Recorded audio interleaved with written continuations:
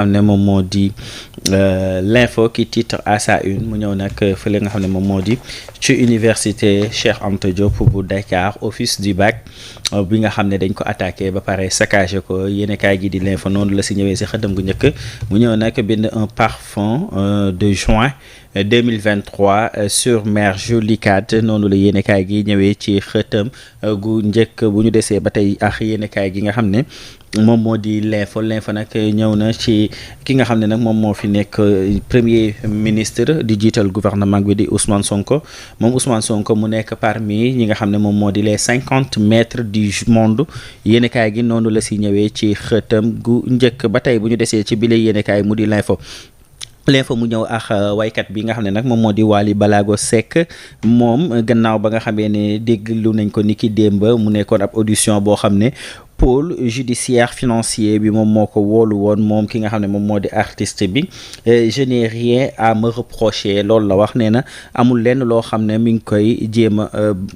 mën nañ ko toppee wala boog taqee na si loolu lépp yéenekaay gi ñëw na ci nu mu gën a yaatoo ma dem ci beneen yéenekaay mu di enquête yéenekaay des ba tey ak li nga xam ne nag moom moo di crise dans les universités noonu la yéenekaay gi di enquête ñëwee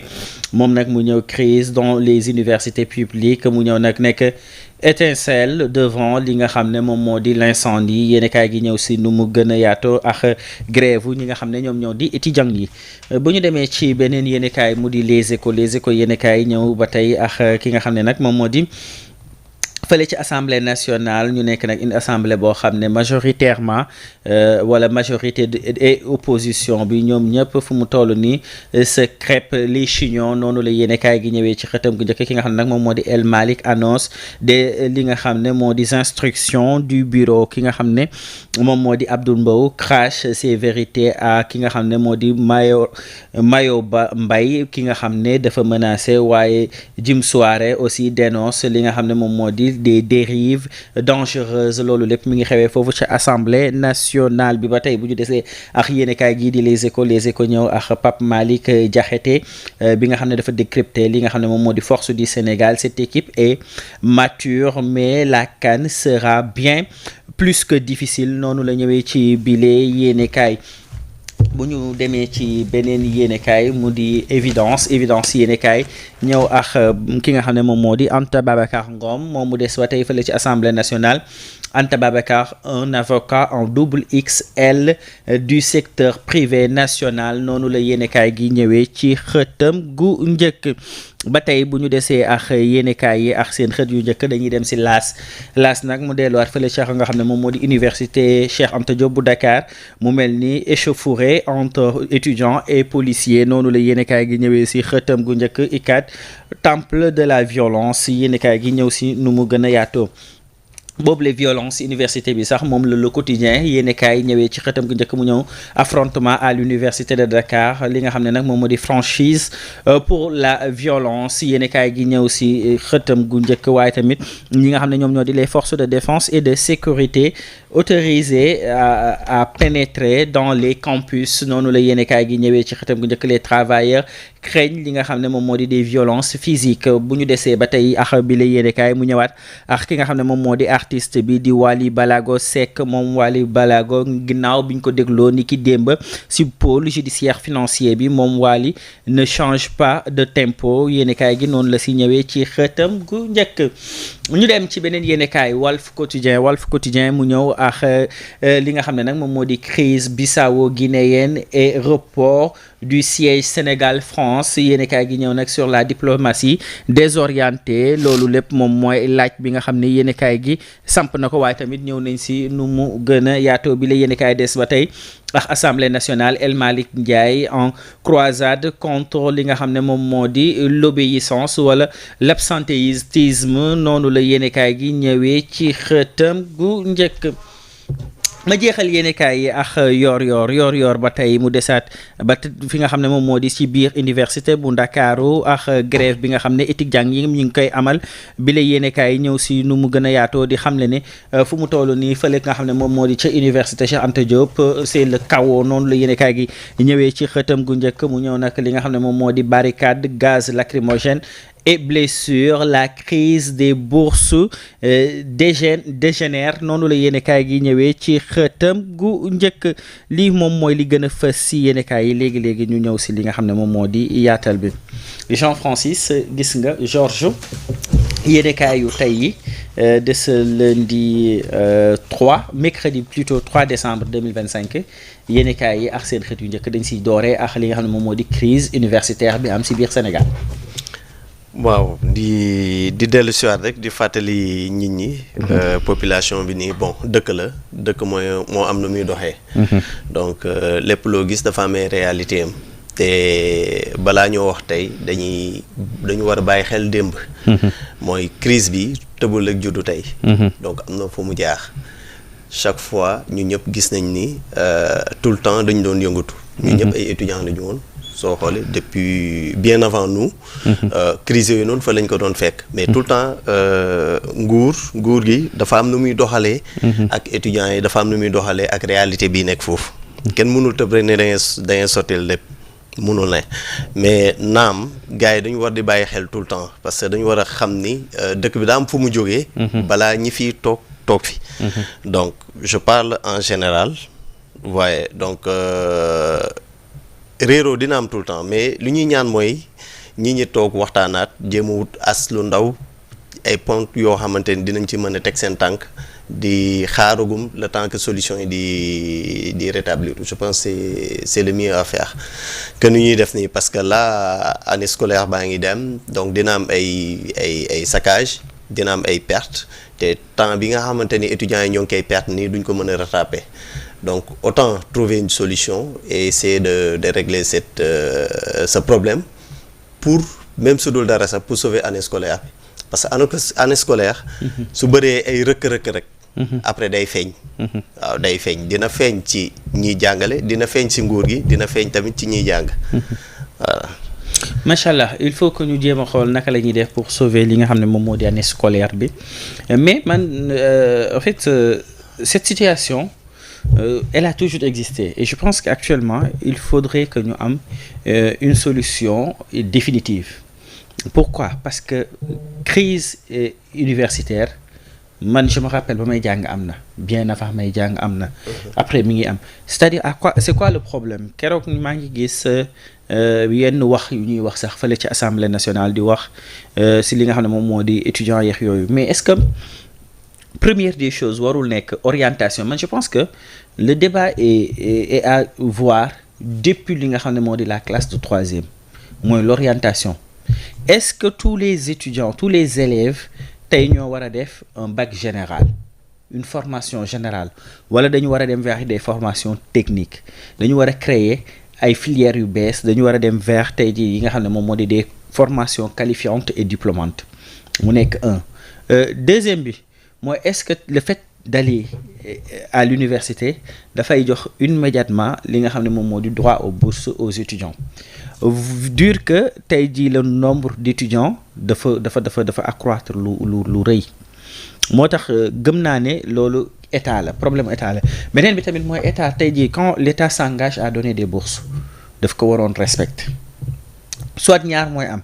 que ñu trouver benn solution boo xam ne moom mooy octroyation bourse yi ñu xool naka lañ koy joxe ak aide yi sinon l'état bu dee dafay désengagé wu si loolu jox leen li nga xam ne peut-être moom moo di gratuité ou ticket d'accès si li nga xam ne moom moo di restaurant yeex yooyu ñu xool nan lañ koy defee mais qu'il y ait quand même une politique saine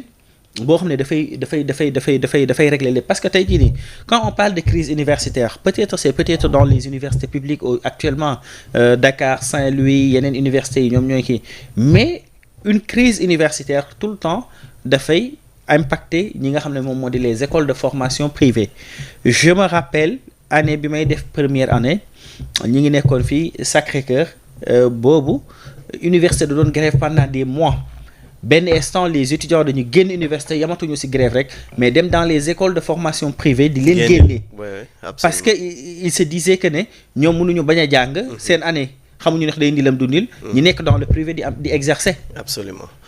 absolument soo xoolee sa njalbeen ba may njëkk a jël parole loolu laa njëkk wax quoi parce que affaire bi du impacter uniquement ci benn côté dafay impacter ci ñëpp mais lépp loo gis mooy lu ma doon wax sànq lépp loo gis dafay laaj ñi nga xamante ni ñoo ñu jiite ñu jéem a wut ay stratégie pour jéem a xool nan la ñuy trouver solution pour régler problème bii nii. Je rejoins un peu ce que vous venez de dire parce que naam problème bi yàgg na parce que lu ñu waroon a prévoir le depuis mais malheureusement suñu xoolee gouvernement bi nga xam ne moo fi nekkoon ay années ci ginnaaw maanaam 10 ans 15 ans ci ginnaaw nombre d'étudiants yu ñu doon gérer ak réalité bi dëkk bi egg gis nañ ni bokkul mooy li nga wax sànq affaire bi dafa mel ni dafa quadruplé wu donc du coup da ngeen di gis ni ak régime mu Wade xawoon nañu sentir crise bi fu muy gën a détérioré mais ak Macky Sall peut-être moom jéemoon na génnee beneen système mooy jéem a xool na lay dugalee ay bourse ci yenn structure yoo xamante ni yenn université privée yoo xamante ni ñoo ngi fi woon di jéem a bourser xale yi. waaye donc ñun soo xoolee si jamono yooyu noonu lañu fekkee daanaka mais ba fii nii ça ne solutionne pas la chose parce que du ñàkk dina am loo xamante ni état bi waroon na ko. ak structure yooyu noonu. ak université yooyu noonu te eggul. loolu tax actuellement soo xoolee ak virtualisation bi nga xamante ni moom la ñu mujjee même suivi boobu noonu dafa am ay gàllankoor donc pour l'instant la seule et unique solution bi nga xamante ni peut-être war na mën a am lenn laa gis mooy li nga wax sànq mooy jéem a xool est-ce que système bi dafa war a continuer ci après secondaire nga dem lycée après collège lycée forcément da nga war a dem université. est-ce que duñ jéem a xool ay may yoo xamante ni dinañ ko génnee yoo xam ne day permettre xale bi dès le bas âge wala su demee ba egg BFM ñu jëm xool nan lañ koy orienter ci structure technique yi université technique yi donc ça permet un peu ñu